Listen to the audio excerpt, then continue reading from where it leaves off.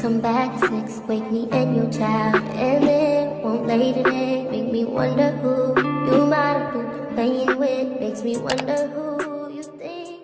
Good morning, cyber friends. Welcome back to day 4 of what? Intentional wellness. Yes. So here's the intro for today. Your girl was tired yesterday, so it was a very quick, short session video. I do apologize for that, but I still wanted to be intentional. I still wanted to make sure I hit all the key parts of my day: my working out, my eating, the massage, my journaling. I wanted to make sure I am doing the most important parts. Again, I have a whole list. I'm not playing with you, girl. I got a whole list dedicated to what I'm doing, what I'm not doing, what's falling to the wayside, what I can add to the list, what I can take off. I'm going to be refining the list as I am doing this day by day, week by week, because we are doing 30 days and it's only day 4. But even with it only being day 4, right, we are still almost done with the first week. And how many weeks are usually in a month? 30 days, 4 weeks, almost 5. So we have almost completed our first week, which I'm really excited about. But yeah, yesterday drained me, baby. It drained me. Again, I'm an introvert. Yes, I have a social media presence, but I'm an introvert at heart. And I do have social anxiety, and there are mental things that I have going on when I am out and about in the public. And so I went to go get my nails done, and usually my ritual, my self-care when I go get my nails done is after that. I try to go to Ross and little stores like that and get a little something that makes me happy, makes me feel good. So I went and got my nails done, and it's not like I'm going to a shop. I do go to a person who has a little, place of her own. So I'm just interacting with her, but then I'm going to stores after that. So I did go to the stores. I went to Ross, I went to Five Below, a couple of stores, and then I ended up going to the grocery store. Of course, everybody's at the grocery store, especially now that the roads are a little bit clearer from the snowstorm and everybody's re-upping on their food. And I understand, me too. And I just want to let y'all know that chili that I had yesterday, 10 out of 10, amazing. I was so hungry and so tired that I didn't end up making the cornbread yet, but I will be making that today. But let me tell you, it did everything that it needed to do, because I didn't even get to record me getting my bowl together, me eating it for y'all, because the moment I thought about they need to see this, the bowl was pretty much halfway gone, so I wasn't about to waste y'all time with that. But today I am back at the house. I don't have too much to do on my agenda. I did have to go back to work today, but again, I work from home. I have a lot of flexibility. There's leisure within there, and I got up bright and early. Well, not bright and early, because I did take some melatonin last night because I'm trying to get my sleep back in order, and that melatonin has been doing everything that it needs to do. So I woke up around the time that I was supposed to, laid in bed for a little bit, took a little mini quick nap, and eventually got up. But as soon as I got up, I hit the ground running. I got myself together to start the day. I cleaned up my house because I left it looking a little unkept last night before I went to bed because I was so tired. So I got up, immediately got myself together. The sun is shining. I don't have no lights on. This isn't the natural light coming in from my window. The sun is shining. It's snow out there, but the sun is shining. I see the snow is starting to melt. And again, I'm really happy. I've been in a really good mental state as I've been healing. And sometimes I deal with seasonal depression, and it hasn't hit me yet. So I'm very honored. I'm very grateful for that I've been in a really good spot, because again, I was down bad, really bad last year, and I spent my whole summer in shambles. I spent a good part of the fall in shambles, crying every day, not really eating, just doing a lot of things off hurt. And I'm happy that I'm not in that space anymore. I'm not her anymore. So I'm happy to be in this spot, because this time last year is where it all started. So I was crying from January all the way, from December of 2024 all the way until like September of 2025. That's a long time to be hurt and in your feelings. So it all started around this time last year. And so I was going through the motions, going through the feelings, and I'm happy that I'm in a better space than I was last year around this time. So we're gonna get our day started, okay? I keep deciding what I want to do for breakfast. If I do want to do something light, like a bowl of cereal or a bowl of oatmeal, because I did go grocery shopping, so I have more options.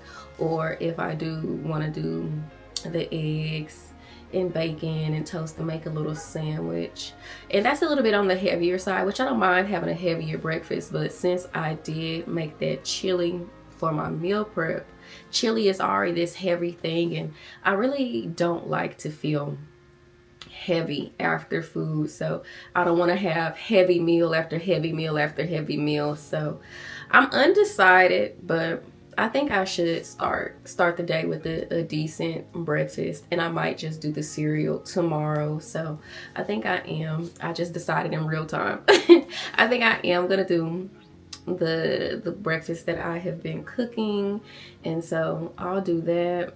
And again, I've already cleaned up, so I have a lot of leisure time. I don't have to rush and try to do everything that I need to do, but I will eat my breakfast, plan my day out after that, check on my work email, see if I have any work to do that's pressing, that it needs to be done at this exact moment. And if not, I will go straight into my workout, that Pilates program that I was showing you. Boy, I did that last night. I did the lower body. That lady had my legs on fire. My boo did my workout with me. I pointed the phone so she could watch from FaceTime, and we did our little workout together. And that was her first time doing Pilates, and even she was shaking and struggling as a woman that's fit and works out consistently, and she's in the military and having to work out and stuff.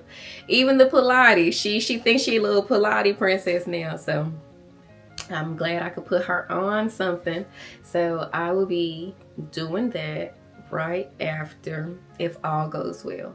So see you in a moment. All right, so let's get straight into our cooking time. I just want y'all to know I'm super proud of myself. Yes, I cook, and I know how to do a little 1-2 in the kitchen. But do I cook a lot or often? Barely, honey. Barely. So I have literally been in the kitchen every day. I'm not used to this at all. So I don't know. Is this what motherhood looks like? Is this what being a wife looks like? Literally having to cook every day, because I don't know if I can keep up with the demand. Hopefully my wife, my kids, or whoever like a little leftover from time to time. Now I understand where the whole leftover life came from, because that's tiring. I can only imagine, for real, having so many things to do throughout the day, work, and then having kids and all the different activities that you're taking your kids to and from, and daycares and church and this, that, and the third. So hopefully I'm not like a single mom, so somebody is helping me and I'm not doing it by myself. But it would be nice if I had a little help, because this is a lot for you, girl. But anyways, I made my cornbread, like I said, taking my vitamins, did my breakfast, nice little breakfast sandwich. Let's go. Now you already know an in-home workout equals what? Pilates by Izzy Babes. And girl, she wasn't coming to play on this little workout. I think it was a little lower body workout, and boy did she work that little lower body out. No wonder she be having us out here stretched. But ever since I started doing these little workouts by her, I've been at Five Below just collecting every Pilates equipment that I can get my hands on. I heard they got a new little reformer at the Five Below for $30. I need that. I'm gonna have to go back and get that.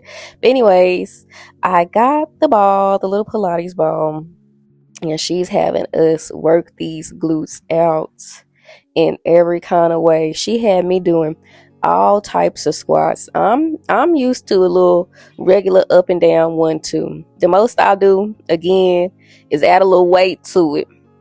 I ain't used to taking it to the side, taking it behind me, putting something under my feet, then adding some weights, then throwing myself around in circles, tapping shoulders, tapping kneecaps, tapping elbows and toes. Like, that's very extensive when it comes to a squat.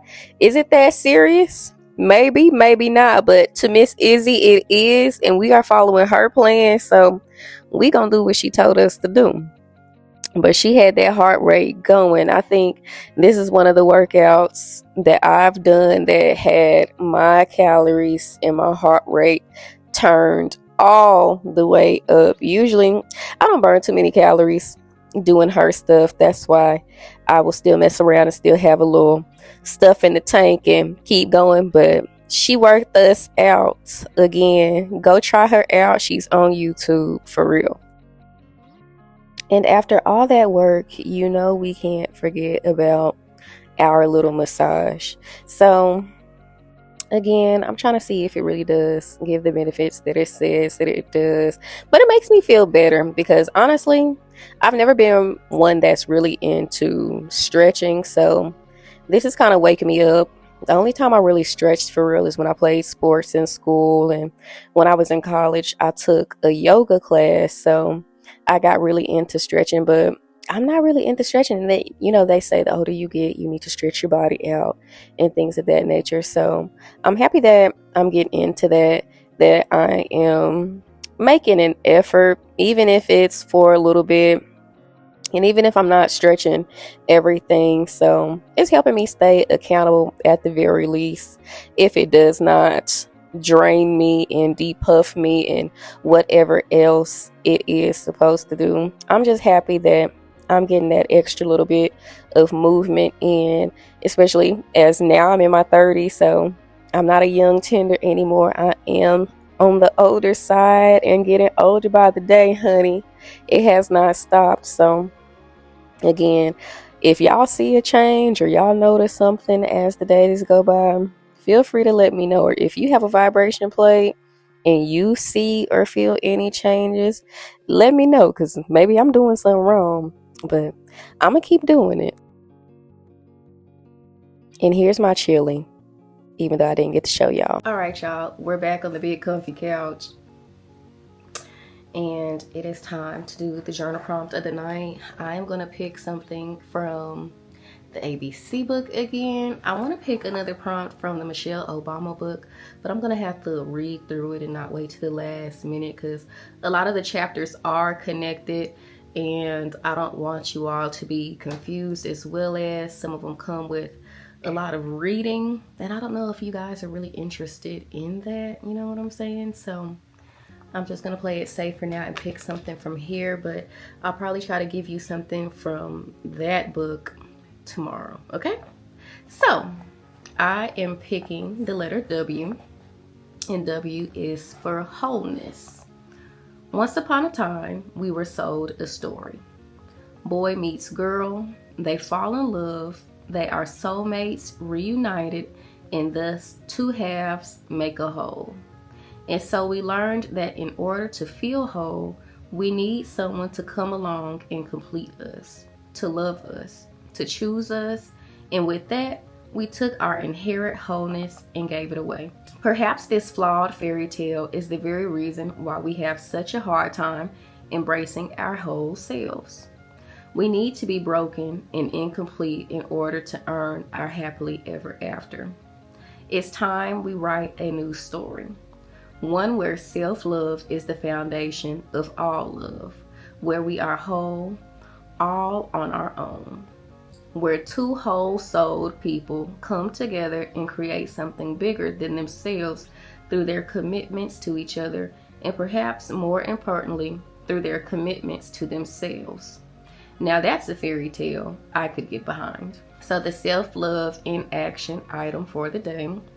Consider the most important relationship in your life, romantic or platonic. Explore these questions to determine whether it's a whole-souled relationship. Do you set boundaries and are they respected? So I am not going to go in the route of romantic. I am going to go in the route of family. I struggle with my family relationships. I have a very broken family, a very broken home. It is very rare that I have connections with any of my family members, as well as my family is not super big. Both of my parents passed 4 or 5 years ago. I do have siblings on my dad's side, but there's age gaps, and again, we didn't really grow up in the same household, so we're not super close. We're not even talking at all at this point. I have some older cousins, don't really know them or have a relationship with them, as most of my older cousins grew up in a different state.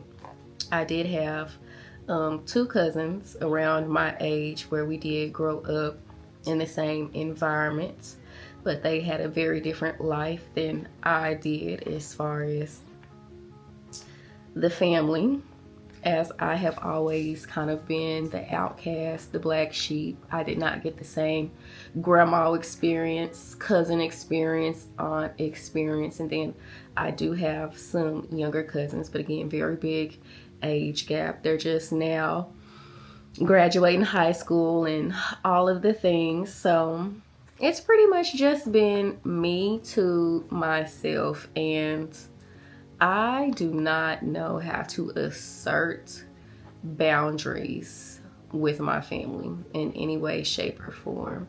When I was younger, I did do a lot of people pleasing, a lot of bending over backwards for the sake of they're my family and I'm supposed to quote unquote do these things, when in reality they do not show up for me. I am not allowed to be a part of my family. I'm more so an outsider looking into my family all the time. I realize that, I notice that as I go to family functions and holidays and things of that nature, where I'm just allowed to view my family and watch my family be connected, but none of them are really connecting with me. So the biggest person that I would say I would try to have boundaries with would be my grandma. And I think that's a very hard one, more so as an older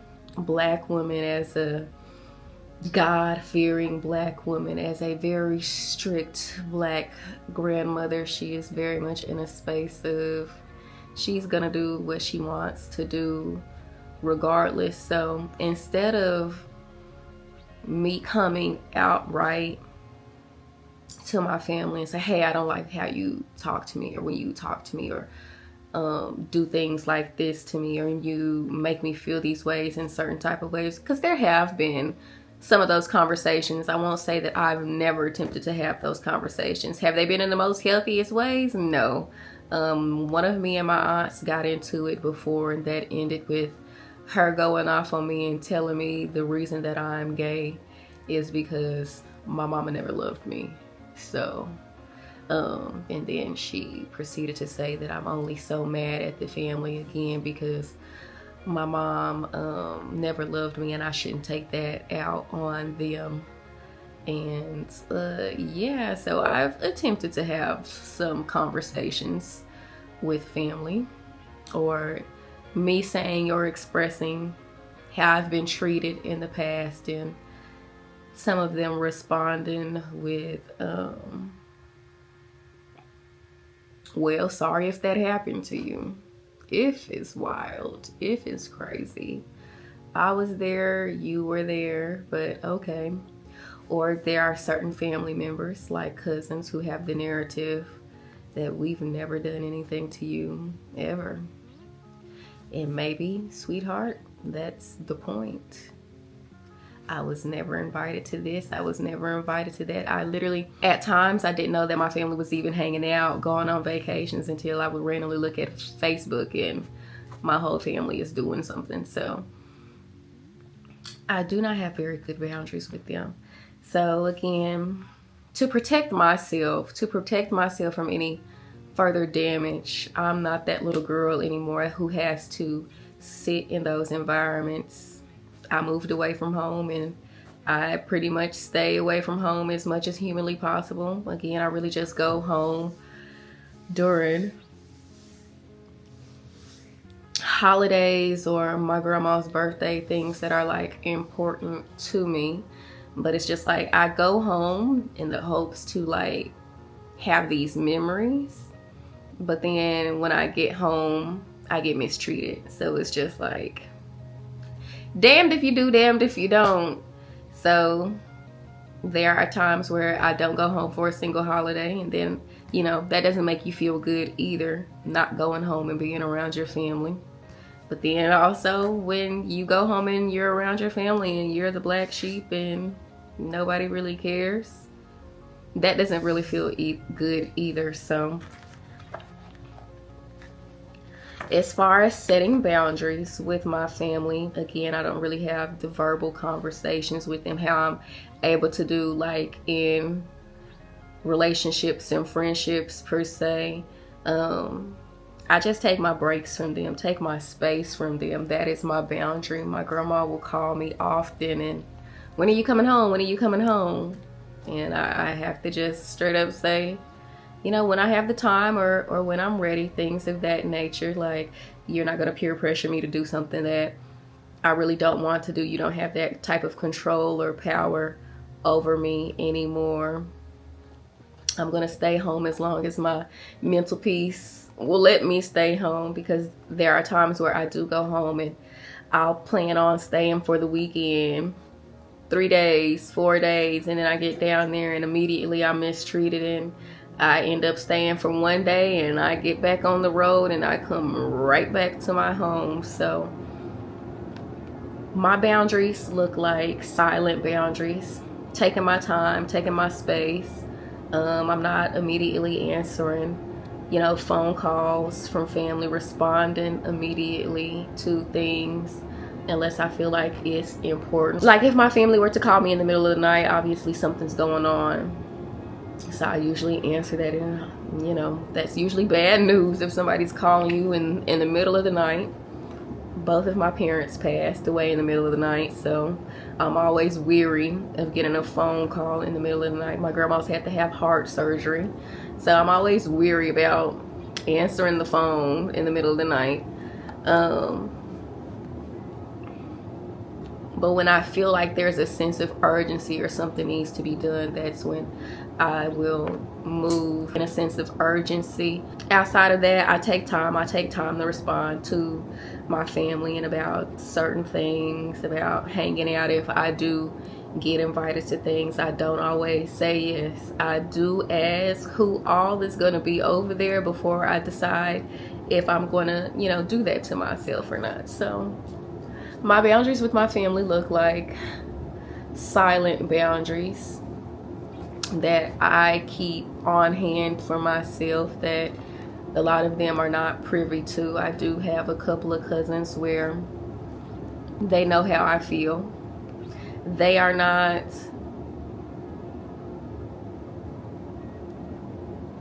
So I do have a couple of cousins that, you know, do know how I feel, and they are understanding to how I feel, even though they haven't had to feel that or be in the same space as me. Again, I grew up in a family and I was allowed to watch the family, not be a part of the family. Like for example, I have a younger cousin. She's 10 years younger than me. She was born the week after me, 10 years later. And I have an uncle. And I can count on my hand how many times I've ever like seen my uncle in my childhood. because he didn't live where I lived anymore. He was in the military. He moved around very frequently, so he wasn't in my upbringing. But certain holidays, he would come home, and different family events, he would come home if he could. And then maybe when I got in high school, middle school, we did go visit him at certain bases. Like when he was stationed in Florida, we did go spend spring break with him. And then he has several children, a plethora of children, so that was the part of the thing of my grandma being the mediator and picking up his kids and taking him to see him and back and forth. So we were just along with the rides, me and some of my other cousins that weren't his kids. And so me and my uncle have never had any real conversations. I cannot tell you a real conversation with this man that I have had in my 31 years of life. If I see him at a family gathering, even to this day, the man literally just says, "Hey girl, what's up? How you been?" That's the only type of conversation we have. He's just never been a man of many words. He just really has that military mindset. And more so, he talks to the men in the family. The men in the family, he'll have full-blown conversations, or of course, you know, my aunts or whatever the case. He grew up with his siblings, so he'll have full conversations, but I've never had a full conversation with this man. So I so happened to be in town when it was my younger cousin's birthday. She wanted me to help her shoot some pictures and videos for her birthday. Didn't have a problem with that. But that's a whole different story in itself, but we're gonna stick to this part of the story. So I'm at the house, we're editing her pictures, I'm editing her pictures, and of course, you know, it's somebody's birthday, so their phone is gonna get blown up all day. No big deal. People are calling and texting her and wishing her a happy birthday. It's not bothering me at all. But she gets this one call that triggers the absolute hell out of me. My uncle calls her. Again, my birthday is the week before her birthday. Ask me, did that man tell me happy birthday? If I'm being honest with you, me and my uncle have never had each other's number my entire life. I cannot tell you what area code this man's number starts with. If I was in an emergency and I really needed, I literally would have no way to get in contact with him. Do not know. And so my cousin gets a call from our uncle, and he's saying happy birthday. And I thought, you know, that was going to be the end of it. The end of the conversation. It was going to be done. Cool. When I say this man sits and has a full-on conversation with my cousin, again, I have only heard him say the phrase, "Hey girl, how you doing?" That I've never heard him say any other words outside of that. But he is sitting on the phone with my cousin. "Hey girl, happy birthday. Was just thinking about you. How you been? How's your birthday treating you? What you got up? What you doing?" She's answering all his questions. Again, I'm thinking it's gonna be the end of it. Nah, he wanna sit and he wanna talk. You in school, right? What you learning in school again? What you going for? How you feel about that? You liking that? You like where you live now? He's having a full-blown conversation, and when I say that triggered the absolute hell out of me, because it's just like, again, more examples of how I will never have a family for real in that capacity, how I will never be accepted into my family. I have to watch my family from the inside, but also the outside too. Again, I was born 10 years before her. 10 years. And I've never had this man's number. He's never told me happy birthday. I've never told him happy birthday. I don't know nothing about this man outside of his name. Don't know. So, again, when it comes to boundaries and are they respected, my family definitely does not respect my boundaries, so therefore I have to move silently. I have to move in a way of let me protect my own self, because my pain and what I went through only matters to me. And that's something that I'm working on as far as like forgiveness and letting stuff go. A lot of my stuff is childhood trauma, and I know if I cannot let childhood stuff go, I'll never be able to move forward and let other things go of that nature.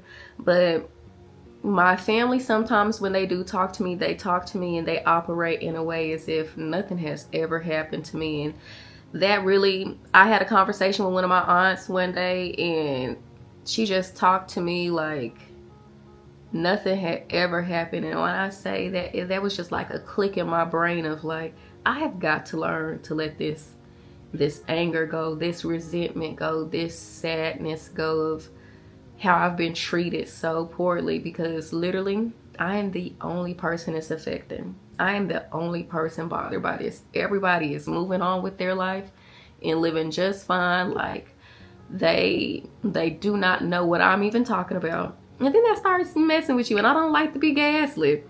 Then that starts messing with you. It's just like, did these things actually happen to me as a child? Did they really say these things to me? Did they really physically do these things to me? Did they do this? And I don't like that, feeling like my reality is being played with. So again, for my mental health and where I'm at in life, my boundaries look like silent boundaries, and I take care of them on my end. You don't have to worry about hurting me. I will protect myself from it. I know what kind of energy you could be on when you call my phone, so I'm choosing not to answer it. I'm choosing not to answer the call. I don't have to answer to anything that you have going on. So again, with relationships and friendships, I'm more vocal. That's the healthy thing to do, to be more vocal and try to do it from a healthy place. And again, sometimes I do struggle with that. Sometimes I do hold back on conversations, and then somebody hurts my feelings and it starts building up, and so then when I'm ready to talk about it, I'm at an exploding point, or I don't know how to just say it in a kind, nurturing manner. It'll come out very passive aggressive because it's been in my heart, my soul, my mind too long. I've been harboring on to it. But for the most part, I'm able to catch things early. And the way that I communicate sometimes, it very much is dependent on how somebody else is. And I don't like it being like that. But I'm not going to lie and say that I'm not human and it doesn't move in such a way. Like if I am in a space where I do want to have the conversations, I do want to have the hard conversations, tell you my real feelings, and you respond piss poorly, I do not move with you in a healthy way anymore. If you treat my feelings like they do not matter, that they are small, that they are not happening, that you do not care, I promise you, you ain't got to worry about me and my feelings no more, baby. And that's something that I deal with when I have to deal with avoidance. Dealt with the last avoidant, the avoidant before that, and so on and so forth. So I would love to stop attracting avoidance, and that is why I'm continuing to read that attachment style book and working on fixing and healing all the parts and wounds of me so I can stop attracting such people that damage me, and I can stop damaging myself. But that's all I got for the night. I ain't gonna do too much of the trauma dumping in my feelings, so I'm gonna let y'all enjoy the rest of your night. But thank you for stopping in again, and I hope to see you at the end of the week or every day, or watch the videos at your leisure. No pressure. But it's almost the end of the week, and I'm excited that we made it this far. Happy intentional wellness journey to you.